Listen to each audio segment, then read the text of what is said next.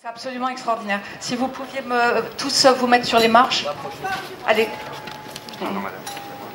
Frédéric. Frédéric le plus beau. Voilà. De façon absolument désespérée. Donc j'espère que ça va durer le plus longtemps possible. Donc peut-être jusqu'au mois d'octobre, puisque en fin de compte il fait beau depuis une semaine seulement. Aujourd'hui nous sommes réunis le 12 juin pour le 4e prix Fitzgerald. Vous savez que c'est quelque chose qui a été créé donc il y a maintenant 4 ans, grâce à d'une part l'Académie, donc Francis Scott Fitzgerald, qui a élu, je le rappelle à chaque fois, un jury. Et ce jury, une partie des membres sont là avec nous aujourd'hui. Donc je vais nommer Frédéric, pas du tout dans l'ordre, Frédéric Becbédé, François Armanet, Marie-Dominique Lelièvre. Marie-Dominique. Alors là, est-ce que vous la voyez? Oui. C'est Marie-Dominique. Marie-Dominique et son orchestre d'ambiance. Éric Neuf, Bertrand de Saint-Vincent. Et après, pour ceux qui ne sont pas là, je les cite parce qu'ils ont participé à toutes les réunions préliminaires. Et donc, c'est beaucoup de travail à l'hôtel Montalembert à Paris, dans un endroit quand même très agréable. Donc, avec Christophe Onodubio, qui n'est pas là, Adélaïde de Clermont-Tonnerre et... et Daphné Roulier de Caunes. Voilà, donc ils sont avec nous de tout cœur et qui ont tous promis d'être là pour l'année prochaine, pour les 5 ans. Alors le prix Fitzgerald, qu'est-ce que c'est? C'est une idée qui est évidemment en rapport avec cet écrivain. Pas grave, oh là là. Voilà, donc en fin de compte, qu'est-ce qui est sur ce panneau? Alors je ne vais... Ça c'est un signe qu'on me dit ne l'oublie pas, ne l'oublie pas. C'est le Champagne Roderer, notre partenaire grâce à qui cette soirée est possible. Merci au Champagne Roderer qui est là, qui nous a fait un rappel choc.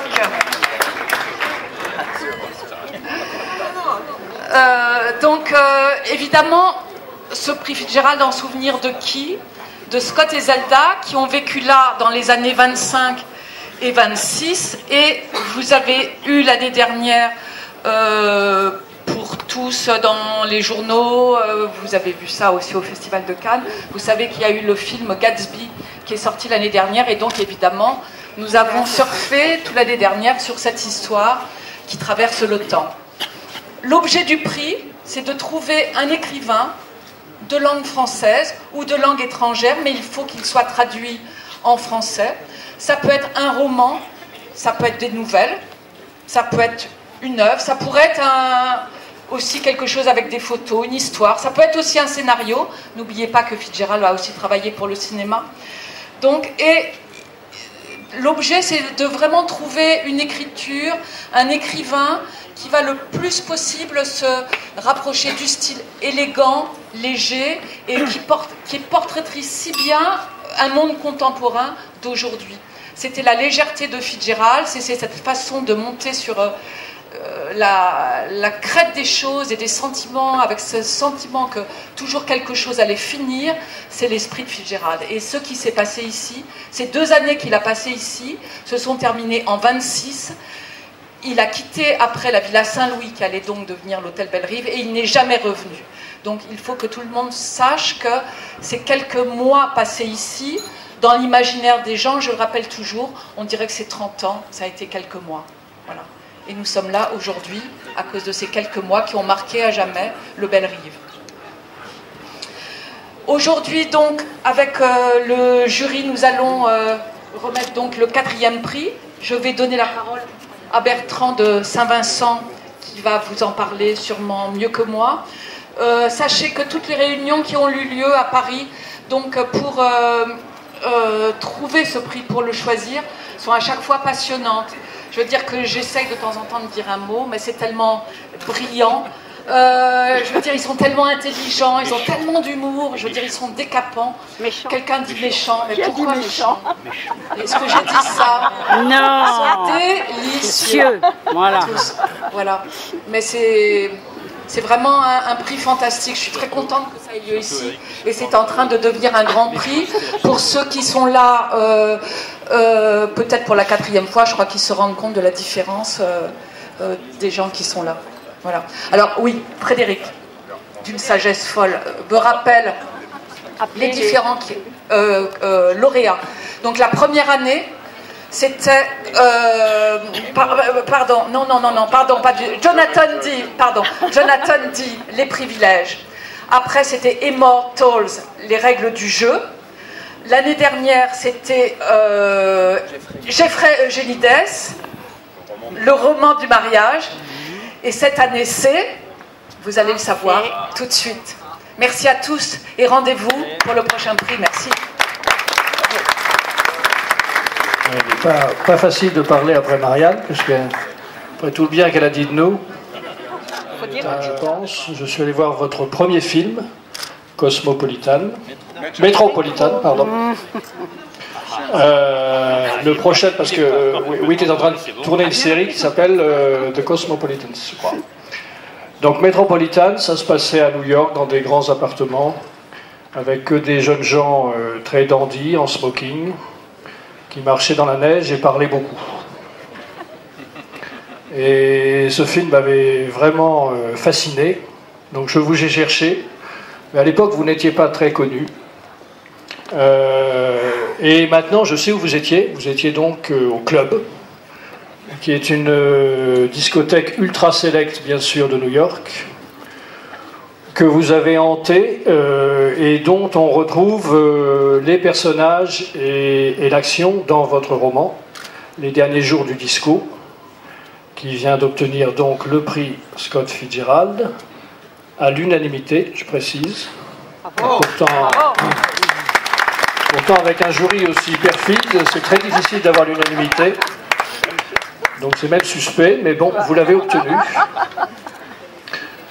Vous êtes apparemment, d'après vos rares confidences, l'un des personnages de ce roman, un petit peu le double de Jimmy Steinway, qui est surnommé le publicitaire dansant.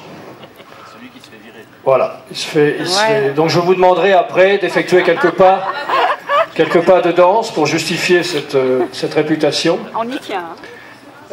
Vous avez il était très difficile d'être admis au club. Vous avez réussi, c'était votre première performance, mais celle que vous réussissez aujourd'hui est nettement supérieure, parce que vous entrez dans un club beaucoup plus privé, c'est-à-dire le club des lauréats du prix Scott Fitzgerald, dont nous avons cité les noms, donc vous n'êtes que 4, et c'est du très haut de gamme. Je vous recommande à tous de les lire, les 3 précédents si vous ne l'avez pas fait, et bien entendu Les derniers jours du disco. Donc vous êtes maintenant membre de ce club. Bon, vous en connaissez les exigences. La première question que vous m'avez posée tout à l'heure, c'était de savoir s'il y avait un bar. Je vous ai rassuré. Et vous m'avez dit, alors on peut boire. Ouais, bon, c'est bon. Là, tout va bien. Je laisse libre à votre libre champ, sachant que, étant un amoureux de Fitzgerald, vous allez percer la nuit. Une autre confidence que je dois faire à Marianne, c'est lorsque je vous ai demandé où vous viviez, et vous m'avez dit je ne sais pas. Donc à mon avis, vous aurez peut-être du mal à repartir d'ici. Donc Marianne, sachez que vous avez peut-être un locataire à l'année qui va s'installer ici et peut-être écrire son prochain roman. Voilà, donc cette première nuit, vous allez la passer ici. Donc nous vous avons réservé, comme vos personnages dans le roman, un appartement wagon. C'est-à-dire que c'est un appartement où pour aller dans sa chambre, il faut traverser la chambre de quelqu'un d'autre. Et l'épreuve, parce qu'il en faut bien une, que vous aurez à franchir, c'est traverser non pas la chambre de Bec BD, ce qui aurait déjà été une épreuve, un exploit, mais la chambre qui sera hantée donc par le fantôme de Zelda. C'est pourquoi je peux vous prévoir que vous aurez une nuit agitée. Maintenant, je vous passe la parole et je vous félicite pour ce prix.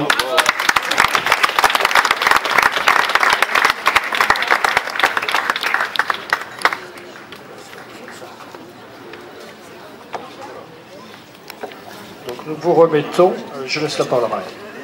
Excusez-moi, monsieur. Non, monsieur, s'il vous plaît. Je vais remettre chaque année un trophée. C'est le directeur. Donc le trophée Fitzgerald, donc un trophée disco. C'est une pièce unique réalisée par Claude Aiello, donc céramiste à Valoris, et à qui j'ai confié la tâche de faire chaque année le prix Fitzgerald, de le concevoir et de le réaliser. C'est une très belle pièce, elle est complètement donc de ces années disco, et voilà, et je vous dis aussi Magnifique. évidemment un traçeur. Ouais, sympa. Oui, Claude. Claude. Disco.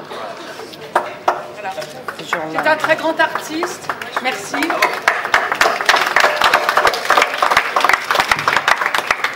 quelque chose, et vous pouvez déjà l'annoncer pour le prix Fitzgerald, la 5e édition, mais donc un chèque de 5 000 €, donc pour le prix. Bravo.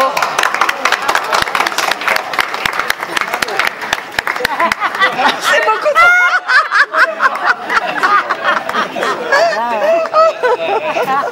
En dollars, ça fait?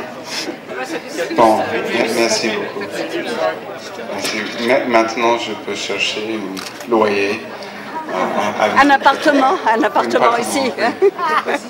Oui, merci beaucoup. Je veux remercier notre hôtesse. Il y a une famille qui a fait tout ça possible. C'est la famille de Murphy des États-Unis. Une famille très, très sympa, bourgeois et artistique, un mélange absolument complet. Ils ont une grande boîte de boutiques et ils sont venus ici à la Côte d'Azur. Ils ont atterri à Scotty Zelda. Venir ici, il a marqué pour tout le monde des beautés et charme de la Côte d'Azur. Et je veux remercier aussi mes éditeurs de Tristram, Sylvie et Jean-Hubert, qui a pris ce roman un peu oublié il y a 14 ans. Il a fait ce roman quelque chose pour la France connaître. Et le traducteur ici, qui a fait ça beaucoup plus beau que peut-être l'original. Et le jury, spécialement Eric, qui a depuis mes débuts aidé à parler de les films qu'il en a fait. Et bon, merci beaucoup pour ce prix, cette invitation. Merci.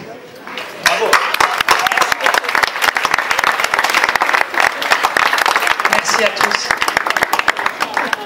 Juste là, il y a une chose qui est très importante, c'est de savoir que ce prix donc est disponible pour ceux qui voudront l'acheter. Précipitez-vous, il y a un nombre limité je crois ce soir, donc c'est la Maison de la Presse, notre partenaire, le monsieur tout en blanc qui se cache là-bas, là, il est caché derrière, il fume, le seul à fumer évidemment. C'est pas interdit. Voilà, le monsieur en blanc, c'est un libraire génial, Maison de la Presse d'Antibes, voilà, allez acheter les livres et demandez donc à Whit Stillman de les signer. Bonne soirée à tous, merci.